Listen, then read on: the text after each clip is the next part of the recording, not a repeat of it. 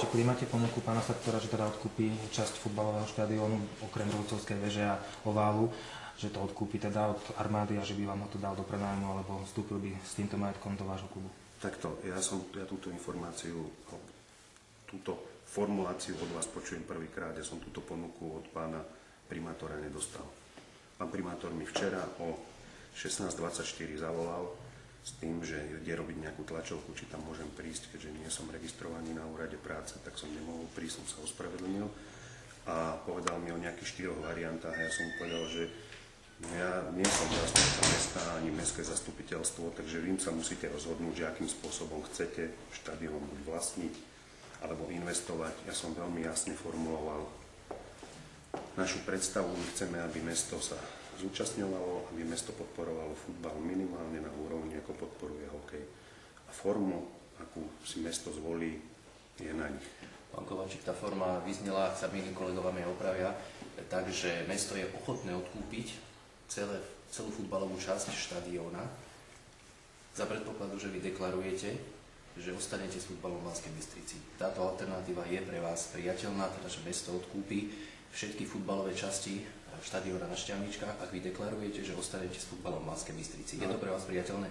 Pre mňa to je priateľné, ale potom musí byť povedané B, že budeme do toho futbalového štadióna investovať v horizonte toľko a toľko. Každoročne budeme futbal podporovať takouto a takouto sumou. Hovorím, nechcem nič viac, chcem len na úrovni skutočnosti, kde mesto investovalo alebo podporovalo hokej. Chcem, aby takýmto spôsobom podporovalo aj futbal. Primátor sa dneska vyjadril, že už je to vlastne 50/50, aspoň teda tvrdí, že rovnako podporuje hokej a rovnako aj futbal. Myslíte si to isté? Nemyslím si to a v tomto prípade určite pán primátor nehovoril pravdu. On odvodnil tie investície do zimného štadióna a tým pádom by investovali do tohto futbalového štadióna, pokiaľ by mu patril. Tak hovorí, že nemohol doteraz. Ja si myslím, že keď by mesto bolo chcelo, tak sa vždy dala nájsť forma, ako by to bolo možné. Tak možno ešte upresním, že pán primátor hovoril, že tých 30 miliónov, čo investovali do zimného štadióna, že to teda nebolo len vyloženie na vrcholový hokej, ale teda aj na ten mládežnícky, že to využívajú všetci. Ale dobre, to nemusíme sa o tom baviť. Vy ste deklarovali. Ja som vám povedal, ja nemám dobrý pocit z tejto komunikácie, keď deň predtým ma pozvú na tlačovku. Ja si myslím, že to mohli, keby chceli, aby som tam sedel, tak som mohol dostať tú pozvánku oveľa skôr. Ja by som považoval za korektný prístup zo strany mesta ten, že by som tú ponuku konkrétnu dostal. Lebo toto ja nepovažujem za korektné. Odkúpime, keď vy budete deklarovať. Ale ja som nedostal žiadnu konkrétnu ponuku, ja som nedostal žiadne konkrétne riešenie. Ja ho teraz počujem prvýkrát od vás. Pre mňa to je smiešne. No, nás to tiež mrzí, že tu musíme vám pomôcť. My by sme boli radšej, keby ste tam boli obaja osobne. Samozrejme, tie dôvody majú oni svoje, že vás kontaktovali telefónom, ale k tomu nechcem, aby ste sa vyjadrovali, že údajne vám volali, to nám hovorila hovorkyňa, ale dobre, lebo to je aj pre nás smiešne. Mne keby volali a keby sa so mnou chceli spojiť, tak ja mám normálnu firmu so sekretariátom. Ja keď mám číslo a vidím, že mi niekto volal, koho ja mám uloženého vo svojom telefóne, takže keby mi volal pán Sartor, tak by som sa bol ozval späť. Ale ja tu nechcem riešiť také záležitosti, že on minulý týždeň som ho ja volal, lebo som si chcel s ním dohodnúť stretnutie, lebo som už chcel ja vedieť, ako a mi nezdvihol telefón a včera mi na to povedal, že bol v Chorvátsku. Ale toto už sú také detinské záležitosti, čo si teraz tu hovoríme. Len bohužiaľ, tá komunikácia, ja som celý čas pripravený na komunikáciu. Ale od stretnutia na ministerstve obrany, kde sme všetci spolu sedeli aj s pánom Županom, tak ma pán primátor kontaktoval raz, stretol sa so mnou v Bratislave na 10 minút a povedal mi, že to rieši, ale žiadne konkrétne riešenie, žiadna konkrétna ponuka do dnešného dňa nie je na stole. Čiže inými slovami, vy čakáte a budete ďalej čakať na nejakú konkrétnu ponuku zo strany mesta? Tak ja som to deklaroval na tej tlačovke vtedy, keď som povedal, že toto sú dôvody, prečo uvažujeme o tom, že pôjdeme hrať futbal do Brezna. Keď sa mesto bude správať iným spôsobom alebo pristúpi k tomu tak, že bude podporovať futbal a prejaví záujem o to, aby tu vrcholový futbal bol, no tak ja som nepovedal, že odchádzame. Ja som povedal, že o tom uvažujeme, že ten projekt máme pripravený. A keby sme to posunuli ďalej, a on to hovorí, alebo povedal primátor, že teraz ste na ťahu vy. Ja budem na ťahu vtedy, keď dostanem konkrétnu ponuku, že mesto si to predstavuje takto, bude vlastniť štadión, bude do štadióna investovať. Lebo teraz bude potrebné investovať do kamerového systému, do turniketov. Ja potrebujem vedieť, že či to urobí, alebo či to neurobí. Ja potrebujem vedieť, že či budú investovať do komfortu pre diváka. Veď ja nechcem, aby investovali do hráčov, ale chcem, aby investovali do štadióna, chcem, aby investovali a podporovali mládež.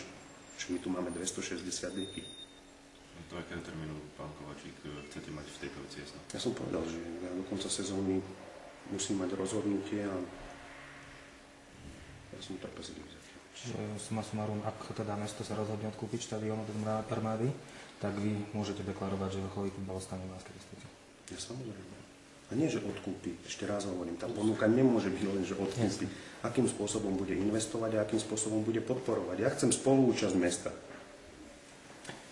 Možno ešte, pán Nola, ak by sme to fakt už okolo sa točíme. Čiže to je len časť, čo vy akceptujete, že oni odkúpia futbalovú časť štadióna, ale ešte chcete do toho, ako ste teraz pred chvíľou povedali, aby oni následne investovali a presne chcete vidieť do čoho, čo ste spomínali. A ešte raz deklarujem to, čo som povedal úplne na začiatku, lebo aj také správy som počúval šumy, že Kováčik chce štadión za korunu.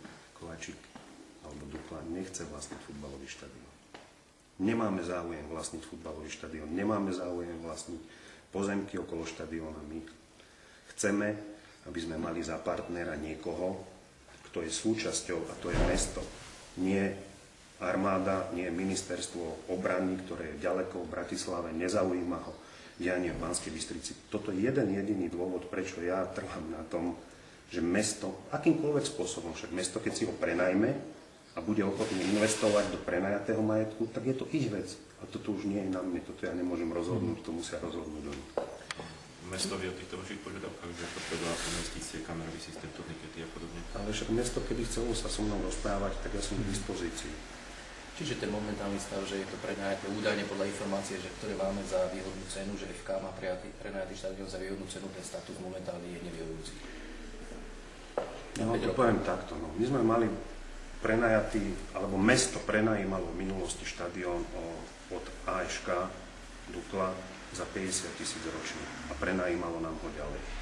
My teraz máme prenajatý štadión za 1 250 000 ročne a platíme si to sami, lebo v tejto chvíli už ho neprenajalo mesto, ale platíme si ho sami. No tak mi povedzte, kde je tá výhodnosť.